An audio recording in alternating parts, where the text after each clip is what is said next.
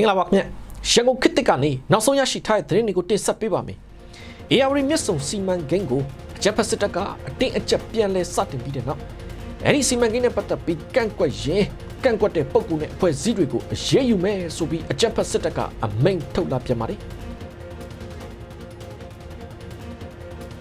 မြန်မာအကြမ်းဖက်စစ်တပ်ရဲ့လူသားမျိုးနွယ်အပေါ်ကျူးလွန်နေတဲ့စစ်ရာဇဝတ်မှုတွေအပါအဝင်လူခွင့်ရေးချိုးဖောက်မှုတွေကိုစုံစမ်းနေတဲ့ကုလသမဂ္ဂ IMM အဖွဲ့နဲ့ပြင်သစ်အစိုးရတို့အကြားမြန်မာအကြမ်းဖက်စစ်တပ်ကိုတရားစီရင်ရေးပူးပေါင်းဆောင်ရွက်မှုဥပဒေကိုပြင်သစ်အောက်လွှတ်တော်ကနေအတည်ပြုပြဋ္ဌာန်းလိုက်တဲ့သတင်းပါဝင်နောက်ဆုံးရရှိထားတဲ့သတင်းတွေကိုတင်ဆက်ပေးပါမယ်။အခုပထမဆုံးတင်ဆက်ပေးခြင်းတဲ့သတင်းကတော့ AR မြစ်ဆုံစီမံကိန်းကိုအကြမ်းဖက်စစ်တပ်ကအတင်းအကျပ်ပြန်လဲစတင်ပြီးတဲ့နောက်အဲဒီစီမံကိန်းနဲ့ပတ်သက်ပြီးကန့်ကွက်တဲ့ပုံကူနဲ့အဖွဲ့အစည်းတွေကိုအရေးယူမယ်ဆိုပြီးအကြမ်းဖက်စစ်တပ်ကအမိန့်ထုတ်လာပြန်ပါတယ်။ဒါကိုဒီဇင်ဘာလ16ရက်နေ့ရက်စွဲနဲ့ပဲအကြမ်းဖက်စစ်တပ်ကအမိန့်ထုတ်လာပြန်တာဖြစ်ပါတယ်။ဒါကတော့အရင်အာဏာရှင်ဟောင်းတန်းရွှေလက်ထက်2002ခုနှစ်ကတည်းကအဲဒီ AR မြစ်ဆုံစီမံကိန်းကိုလေ့လာရေးစလုပ်ခဲ့ပြီးတရုတ် CPI ကုမ္ပဏီနဲ့အကျိုးတူလုပ်ကိုင်ခဲ့ပေမဲ့စကိုင်းပြည့်၍ငလင်ကြောပေါ်မှာရှိနေတာကြောင့်ရော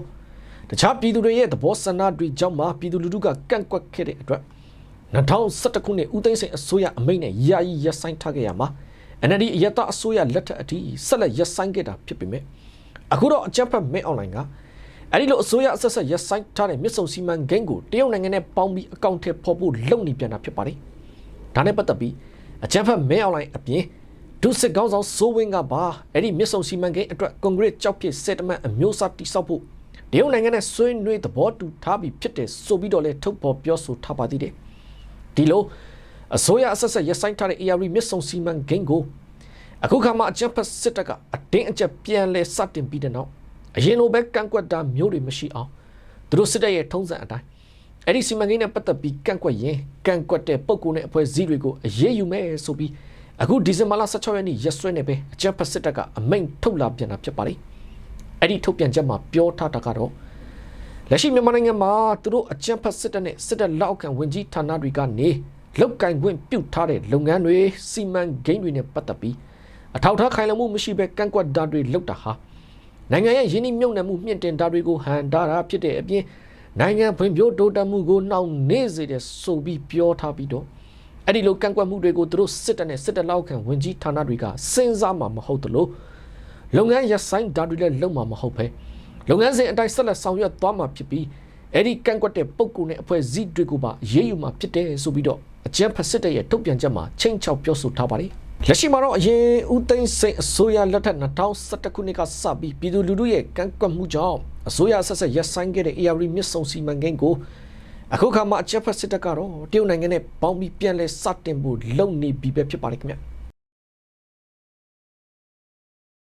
တစ်ဖက်မှာတော့မြန်မာအကြမ်းဖက်စစ်တပ်ရဲ့လူသားမျိုးနွယ်အပေါ်ကျူးလွန်နေတဲ့စစ်ရာဇဝတ်မှုတွေအပါအဝင်လူခွင့်ရေးချိုးဖောက်မှုတွေကိုစုံစမ်းနေတဲ့ကုလသမဂ္ဂ IMM အဖွဲ့နဲ့ပြင်သစ်အစိုးရတို့အကြားမြန်မာအကြမ်းဖက်စစ်တပ်ကိုတရားစီရင်ရေးပူးပေါင်းဆောင်ရွက်မှုဥပဒေကိုပြင်သစ်အောက်လွှတ်တော်ကနေအတည်ပြုပြဋ္ဌာန်းလိုက်တယ်လို့သိရပါတယ်။ဒါကတော့ဒီဇင်ဘာလ19ရက်နေ့ကပဲပြင်သစ်အစိုးရနဲ့ကုလသမဂ္ဂမြန်မာအရေးစုံစမ်းမှုယန္တရား IMM အဖွဲ့တို့အကြားချုပ်ဆိုထားတဲ့နိုင်ငံတကာတရားရေးပူးပေါင်းဆောင်ရွက်မှုသဘောတူညီချက်ကိုခွင့်ပြုတဲ့ဥပဒေအတွက်ပြင်သစ်အောက်လွှတ်တော်ကနေတညီတညွတ်တဲ့အတည်ပြုလိုက်တာဖြစ်တယ်လို့သိရပါတယ်။အဲ့ဒီသဘောတူညီချက်ကိုပြီးခဲ့တဲ့2024ခုနှစ်ဇွန်လ12ရက်နေ့ကစတင်ပြီးဂျနီဗာမြို့မှာလက်မှတ်ရေးထိုးခဲ့ရကနေအခု2025ခုနှစ်ဒီဇင်ဘာလ18ရက်နေ့မှာတော့မြန်မာအကြမ်းဖက်စစ်တပ်ရဲ့လူသားမျိုးနွယ်အပေါ်ကျူးလွန်နေတဲ့စစ်ရာဇဝတ်မှုတွေအပါအဝင်လူခွင့်ရေးချိုးဖောက်မှုတွေကိုတရားစီရင်ရေးပူးပေါင်းဆောင်ရွက်မှုဥပဒေအဖြစ်ပြင်သစ်အောက်လွှတ်တော်ကနေအတည်ပြုပြဋ္ဌာန်းလိုက်တာဖြစ်ပါတယ်။အဲဒီလိုအတည်ပြုလိုက်တဲ့ဥပဒေအရမြန်မာရေးနဲ့ပတ်သက်ပြီးကုလသမဂ္ဂ IMM အဖွဲ့နဲ့ပြင်သစ်အစိုးရတို့အကြားတရားစီရင်ရေးအပိုင်းတွေမှာပူးပေါင်းဆောင်ရွက်ခွင့်ပေးလိုက်တာဖြစ်တယ်လို့မြန်မာအကြမ်းဖက်စစ်တပ်ကကျူးလွန်ခဲ့တဲ့နိုင်ငံတကာရာဇဝတ်မှုတွေနဲ့ပတ်သက်တဲ့အထောက်အထားတွေကိုစုဆောင်းတာတွေမျှဝေတာတွေလုပ်ပြီးတရားရေးအခြေခံဘောင်အတိုင်းပူးပေါင်းဆောင်ရွက်ဖို့ပြင်သစ်နိုင်ငံအောက်လွှတ်တော်ကနေဥပဒေအတည်ပြုပေးလိုက်တာဖြစ်တယ်လို့သိရပါတယ်ခင်ဗျ။တစ်ဖက်မှာတော့ပဲခူးတိုင်းပေါင်းတယ်မြို့နယ်မှာအကြမ်းဖက်စစ်တပ်အတွက်လူငယ်တွေကိုစစ်မှုထမ်းဖို့လိုက်လံဖမ်းဆီးနေတဲ့ စစ်တလောက်ခံရိုင်မှုကိုထွေးဆိုသူပြစ်ခတ်ခံရပြီးပွဲချင်းပြီးကိုတိတ်သွားပြီလို့ပြည် KIPD ရဲ့3631တရင်တာဝန်ခံရဲဘော်ရှဲတို့ကရန်ကုန်ခေတ်တစ်ကိုပြောပါတယ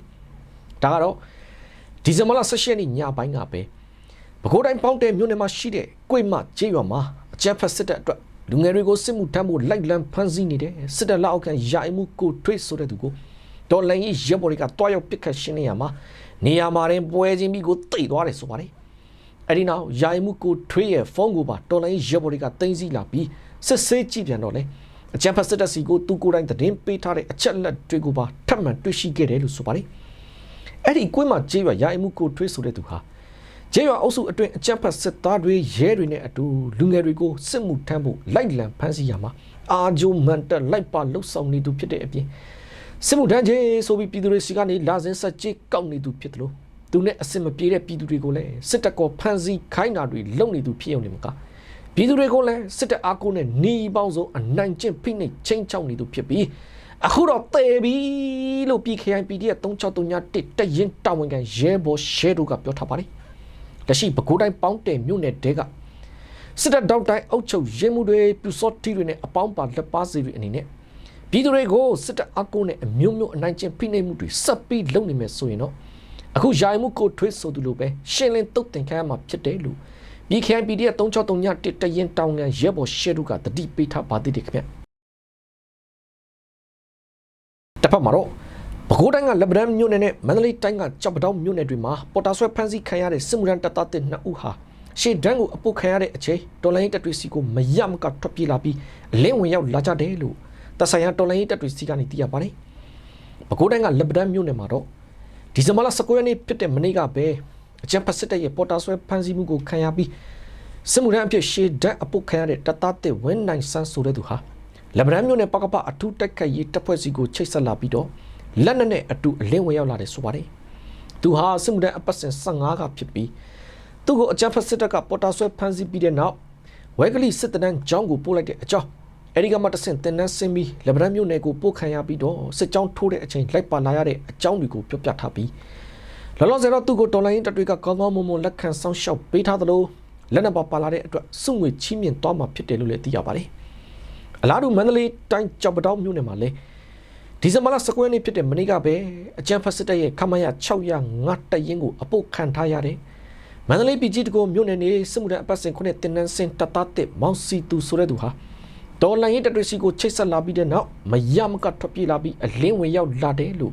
ကျက်တဲ့နဲ့ပျောက်ကြားတပ်ဖွဲ့ခေါင်းဆောင်ဝေကြီးကရန်ကုန်ခေတ်ကိုပြောထားပါတယ်။တစ်ဖက်မှာတော့အကြမ်းဖက်စစ်တပ်ကသူတို့ရဲ့စစ်မှုထမ်းအပတ်စဉ်တွေအတွက်လူငယ်တွေကိုနေရာဒေသအသီးသီးမှာပေါ်တာဆွဲဖမ်းဆီးဓာတ်တွေတောက်လျှောက်လုပ်နေပြီးစစ်သားတွေစုဆောင်းနေသလိုတစ်ဖက်မှာလည်းအဲ့ဒီလိုစစ်သားတွေစုဆောင်းခံရတဲ့လူငယ်တွေဟာရှေ့တန်းတွေအပုတ်ခံရတဲ့အချိန်အခွင့်အရေးရတာနဲ့အခုလိုပဲတော်လိုင်းတပ်တွေစီကိုမရမကထွက်ပြေးလာပြီးအလင်းဝင်ရောက်လာတာတွေဟာဒုနဲ့ဒေးကိုရှိနေတယ်လို့သိရပါတယ်ခင်ဗျတစ်ဖက်မှာတော့စကိုင်းတိုင်းရင်းမာဘေးမြို့နယ်မှာအကြမ်းဖက်စစ်တပ်ကကျေးရွာ6ခုကိုမိရှို့ဖျက်ဆီးသွားမှုကြောင့်နေအိမ်200နီးပါးမိလောင်ပြကျသွားပြီးပြည်သူအများများလဲစစ်ဘေးတိမ်းရှောင်နေရတယ်လို့ဒေသခံပြည်သူတွေနဲ့သတင်းရင်းမြစ်တွေကရန်ကုန်ခေတ်ကိုပြောပါတယ်ဒါကတော့ဒီဇင်ဘာလ16ရက်နေ့ကစပြီးရင်းမာဘေးမြို့နယ်ကြောက်မော်ကျေးရွာကိုအကြမ်းဖက်စစ်တပ်စစ်ကြောင်းကစတင်ဝင်ရောက်မိရှို့ဖျက်ဆီးပြီးတော့ဒီဇင်ဘာလ19ရက်နေ့မှာကြောက်ကုန်းကျေးရွာနဲ့နှောပင်ကျေးရွာအပြင်ဒီဇင်ဘာလ18ရက်နေ့မှာတော့ကြက်ရှာအင်ပတ်နဲ့ကျွန်းမော်ကျေးရွာတွေကိုတောက်လျှောက်မိရှို့ဖျက်ဆီးခဲ့ကြတယ်ဆိုပါတယ်အဲ့ဒီလိုအကြမ်းဖက်စစ်တပ်ရဲ့ကျေးရွာ6ခုကိုမိရှို့ဖျက်ဆီးမှုအတွင်းမှာတင်နေအိမ်200နီးပါးမိလောင်ပြကျသွားတာကိုကနဦးသိထားရပြီးလက်ရှိမှာတော့အဲ့ဒီဒေသကကျေးရွာပေါင်း10ရွာထက်မနည်းမှရှိတဲ့ပြည်သူအများများဟာစစ်ဘေးတိမ်းရှောင်နေရတယ်လို့ဒေသခံပြည်သူတွေနဲ့သတင်းရင်းမြစ်တွေကပြောထားကြပါတယ်လက်တော်မှာတော့အဲ့ဒီလိုကျေးရွာတွေကိုမိရှို့ဖျက်ဆီးနေတဲ့အကြမ်းဖက်စစ်တပ်စစ်ကြောင်းဟာရင်းမာဘေးမြို့နယ်တဲကနေပြန်လည်ထွက်ခွာသွားပြီလို့သိထားရပေမဲ့စစ်တပ်ရဲ့နောက်ကျန်တပ်သားတွေရှိနေသေးမှာကိုစိုးရင်ပြီးပြည်သူအများများဟာကျေးရွာတွေတဲ့ပြန်မဝင်သေးပဲဆက်လက်တိမ်းရှောင်နေစေဖြစ်တယ်လို့ဒေသတွင်းသတင်းရင်းမြစ်ကရှင်းပြထားပါသေးတယ်ခင်ဗျတစ်ဖက်မှာတော့မြန်မာနိုင်ငံမှာအခုရပ်ပိုင်းမှာတင်ကလေးငယ်တွေအပါအဝင်လူပေါင်းအယောက်30ကျော်သေဆုံးခဲ့တဲ့မြောက်ဦးစေယုံဘုံကျဲမှုအတွက်အကြမ်းဖက်စစ်တပ်ကိုနိုင်ငံတကာအစိုးရတွေကထိရောက်တဲ့ရေးယူမှုတွေချက်ချင်းလှုပ်ဆောင်ပေးဖို့ပြည်တွင်းပြည်ပအဖွဲ့အစည်း209ဘွဲ့ကတောင်းဆိုလိုက်တယ်လို့ Justice for Myanmar ကနေဒီဇင်ဘာလ19ရက်နေ့ကပဲထုတ်ပြန်ထားပါတယ်။ ဖြစ်စဉ်ကတော့အားလုံးသိတဲ့အတိုင်းဒီဇင်ဘာလ10ရက်နေ့ကပဲ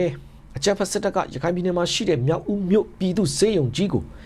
လေနဲ့လာပြီးပေါင်း900ဘုံတွေကျဲချသွားမှုကြောင့်ကလေးငယ်တွေအမျိုးသမီးတွေအပါအဝင်ပြည်သူပေါင်းအယောက်30ကျော်သေဆုံးခဲ့တဲ့အပြင်နောက်ထပ်ပြည်သူပေါင်း80ကျော်ဟာလည်းဒဏ်ရာတွေရထားရုံနဲ့မကစေယုံတစ်ခုလုံးလည်းပျက်စီးသွားခဲ့ပြီးဖြစ်ပါတယ်ဒီဖြစ်စဉ်နဲ့ပတ်သက်ပြီးနိုင်ငံတကာသတင်းဌာနအသီးသီးကလည်းဖော်ပြခဲ့ကြသလိုကုလသမဂ္ဂအပါအဝင်နိုင်ငံတကာအဖွဲ့အစည်းအများစုကလည်းအကြမ်းဖက်စစ်တပ်ရဲ့အခုလိုရတပြစ်မှတ်ဖြစ်တဲ့စေယုံကိုဘုံကျဲတိုက်ခိုက်မှုအတွက်ပြစ်တင်ရှုံချမှုတွေအမြောက်များရှိခဲ့ပါတယ်ဒီဖြစ်စဉ်နဲ့ပတ်သက်ပြီးအခုတခါနောက်ထပ်ပြည်တွင်းပြည်ပအဖွဲ့အစည်းပေါင်း209ဘွဲ့ကပါထပ်ပြီးတော့အခုလိုကလေးငယ်တွေပါဝင်လူပေါင်းရောက်30ကျော်သေဆုံးခဲ့တဲ့မြောက်ဦးစေယုံဘုံကျဲမှုအတွက်အကြမ်းဖက်စစ်တပ်ကိုနိုင်ငံတကာအစိုးရတွေကထိရောက်တဲ့အရေးယူမှုတွေချက်ချင်းလှုပ်ဆောင်ပေးဖို့နဲ့မြန်မာအကြမ်းဖက်စစ်တပ်ရဲ့စစ်ရာဇဝတ်မှုကျူးလွန်နေတာတွေကိုတာဝန်ခံမှုရှိလာအောင်အာဆီယံကုလသမဂ္ဂနဲ့ဥရောပသမဂ္ဂအပါအဝင်နိုင်ငံတကာအစိုးရတွေအနေနဲ့ရှုံချကန့်ကွက်တဲ့အကြောင်းစာထုတ်ပြန်ရုံသာမလုပ်ဘဲတကယ်ကိုတိကျသေချာတဲ့အပြစ်ပေးအရေးယူမှုတွေပြုလုပ်ပေးဖို့ကိုပါအဲ့ဒီပြည်တွင်းပြည်ပအဖွဲ့အစည်း209ဘွဲ့ကတောင်းဆိုထားတယ်လို့ Justice for Myanmar ကနေထုတ်ပြန်ထားပါတယ်ခင်ဗျာ